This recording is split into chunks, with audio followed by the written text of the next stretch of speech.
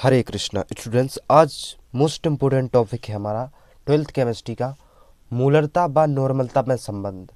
देखो, नॉर्मलता और मूलरता में संबंध बहुत आसान है, बहुत सिंपल भी है। देखो, संबंध क्या होता, नॉर्मलता बराबर होता क्या है, नॉर्मलता बराबर होता क्या है, मूलरता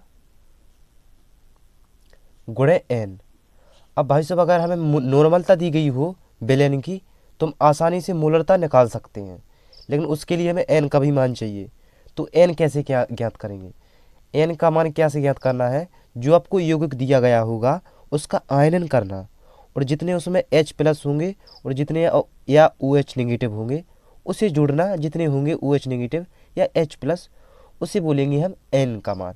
ठीक है, तो जैसे हम ले लेते हैं मादा में, जैसे HCl है, तो अगर हम इसका आयनन करते हैं तो क्या बनता है, H प्लस और Cl नेगेटिव। तो इसके लिए कितने हैं, इसमें नेगेटिव एक है, तो इसके लिए n का मान कितना लेंगे, 1। जैसे हमने ले लिया NH4OH, तो जब हम इसका आयनन करते हैं तो हमें पता चलता है NH4 प्लस, और यहाँ पर प्लस लगाएंगे OH नेगेटिव। तो किसमें एक, इसमें है एक नेगेटिव, इसमें है प्लस, तो एक किसी का ले लूँ तो कितना है इसमें, n बराबर 1। तो इसके लिए n का मान 1 होता। अब हम चलते हैं 2 की तरफ। देखो, n का मान 2 उसमें होता, जैसे H2SO4 है, तो जब हम इसका आयनन करते हैं तो 2H प्लस टूटता है ना, 2H प्लस और SO4 2 नेगेटिव, तो इसमें 2 नेगेटिव है, और इसमें जो प्लस लगा है ना, इसमें गुणा भी है 2 का, तो n का मान इसमें क्या लेंगे, 2। ये आपको चीज़ याद रखनी है। और देख लो एक और एग्जांपल, जैसे जैसे है Na2SO4, इसका आयनन करो, इसका आयनन करेंगे आप तो मिलेगा आपको Na2 पॉजिटिव और SO4 2 नेगेटिव। तो इसमें 2 नेगेटिव है, इसमें 2 पॉजिटिव है, समझ जाना। n का मान इसमें कितना है, 2। तो इसमें n का मान कितना है, 2। अब हम चलते हैं और की तरफ। अब हम चलते हैं n बराबर 3 किस में आता, जैसे इस सबसे फेमस है इसका H3PO4, ये होते हैं फॉस्फोरस के ऑक्सो अम्ल। जब हम इसका आयनन करते हैं, इसकी संरचना से हम पता करते हैं। अब इसका आयनन करेंगे जरूर, लेकिन हमें इसकी संरचना पता करनी है पहले। संरचना से हम पता करेंगे इस कितना H पॉजिटिव दे रहा है और कितना OH नेगेटिव दे रहा है, ये इसकी हम n का मान क्षारकता से निकालते। तो H3PO4 के लिए होता है इसका मान 3, n बराबर। अब H3PO3 का कितना होगा, अब रट्टू तो बता देंगे, इसमें 3H थे तो अपने n का मान 3 लिया, और इसमें भी 3 है H, तो इसके लिए हम n का मान भी 3 लेंगे। लेकिन ऐसा नहीं करना आपको, इसमें n बराबर, n का मान कितना लिया जाता है, इसमें n बराबर 2।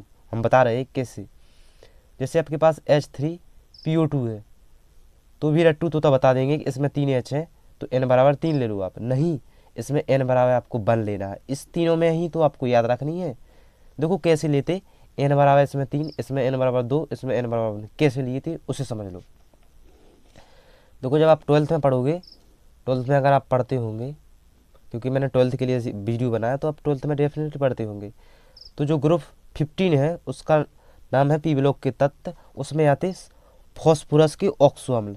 तो अपने आपको उसमें इसकी संरचना पढ़ने को मिलेगी, H3PO4, H3PO3, H3PO2 की।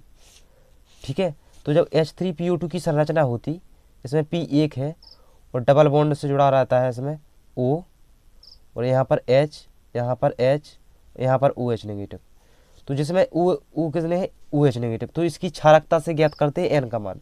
तो जो OH होता वो 1 नेगेटिव देता, OH नेगेटिव, तो इसलिए हम n का मान इसमें 1 लेते हैं। संख्या हाइड्रोजन से पता मत करना कि n का मान इसमें 3 है तो 3 ले लिया, इसमें 3 है तो इसमें नहीं 2 लेना है आपको। इसे समझ लो, इस H3PO3 का मान n बराबर 2 क्यों लिया, ये तो था आपके H3PO2 के लिए। अब हम चलेंगे H3PO3 के लिए, H3PO3 के लिए। देखो, जो H3PO3 की संरचना बनती वो बनती इस प्रकार, P double bond O, OH, इसमें भी OH रहता, हाँ, और इसमें एक H, तो कितने हैं H, 1 2 3, कितने O है, 1 2 3, तो 3 O हो गए और एक P है, तो संरचना इसकी कंप्लीट हुई। देखो इसमें OH कितने हैं, इसमें 2 है ना OH, तो इसलिए मैंने इनका मान इसमें 2 लिया था। समझ रहे हैं मेरी बात को। अब हम चलते हैं H3PO4 के लिए, H3PO4 की तरफ।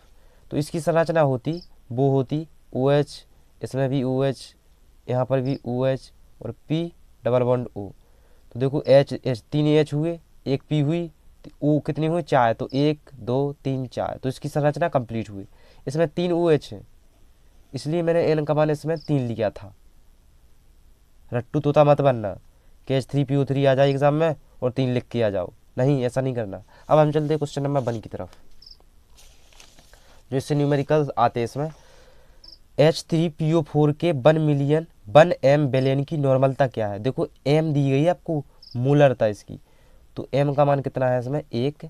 अब बोल रहा है आपको नॉर्मलता ज्ञात करो, तो संबंध क्या होता है इसका, नॉर्मलता बराबर मूलरता गुणा N। तो देखो आपको नॉर्म क्या ज्ञात करनी है इसकी, नॉर्मलता।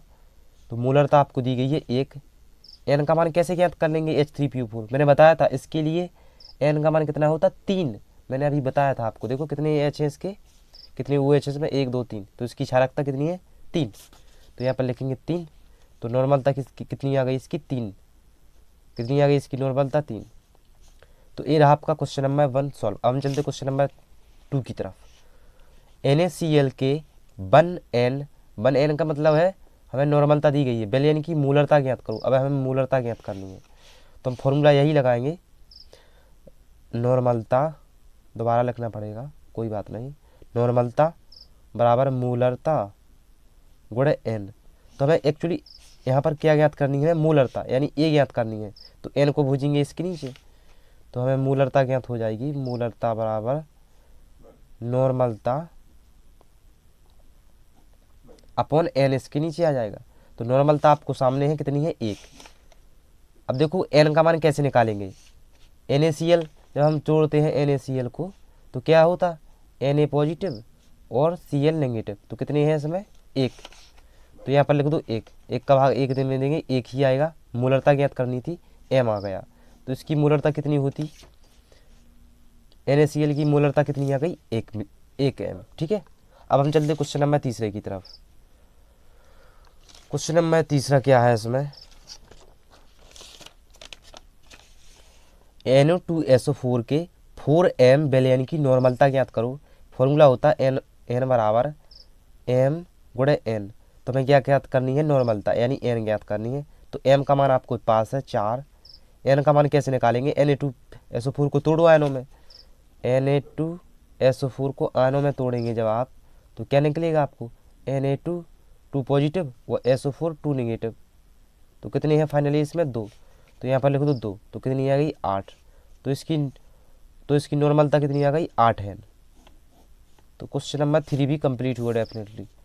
तो मैंने आपको एक एक चीज़ इसमें समझाई थी, रट्टू तोता मत बनना कि मैंने इसमें H3PO4 था तो इसमें कितने H थे 3 H, तो 3H पॉजिटिव, N का मान 3 आ जाएगा, नहीं हमें इसकी संरचना से पता करते हैं। इसकी ये एक्चुअली त्रिभाषमयक अम्ल है, इसलिए इसका N बराबर 3 का मान लेते, और H3 जो PO2 होता उसके लिए हम 1 लेते, और H3PO3 होता उसके लिए N का मान 2 लेते। मैंने संरचना से आपको समझाई है कैसे लेते, तो वो आपको समझ में आ गई होंगी। मैंने न्यूमेरिकल्स भी लगाए इसके, कहीं ऐसा ना हो कि न्यूमेरिकल्स भी आ जाएं परीक्षा में।